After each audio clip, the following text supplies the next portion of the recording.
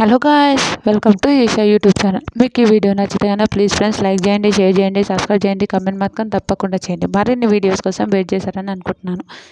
నిన్న గుడ్డు దొంగ అప్పుడు మాట్లాడదాం. హరీష్కి మా భరణి గారికి ఇద్దరికి గొడవ జరుగుతుంది కదా. నిజంగా మీరు అంటున్నా, నువ్వే నాకు నువ్వు అని సంబోధించకండి, అది అని చాలా గొడవ అవుతుంది గుడ్డు విషయంలో. నిజంగా హరీష్ గారు చాలా స్మార్ట్గా ప్రే చేశారు, కానీ భరణి గారు ఎందుకు అట్లా చేస్తారో మనకు తెలియదు. కానీ కోపం వచ్చింది, నాకు కూడా చాలా కోపం వచ్చింది.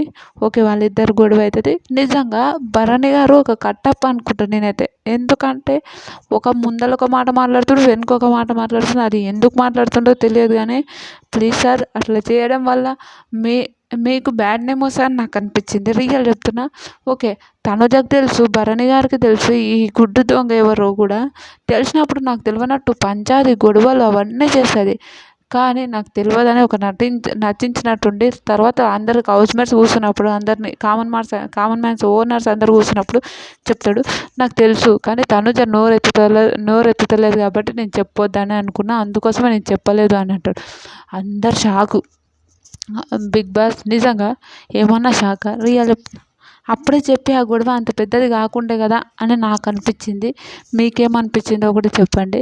నిజంగా సంజన గారు అట్లా చేయడం, ఓకే, సంజన గారు అట్లా చేయడం ఎంత తప్పో వీళ్ళు చెప్పకపోవడం కూడా అంత తప్పని నాకు అనిపించింది.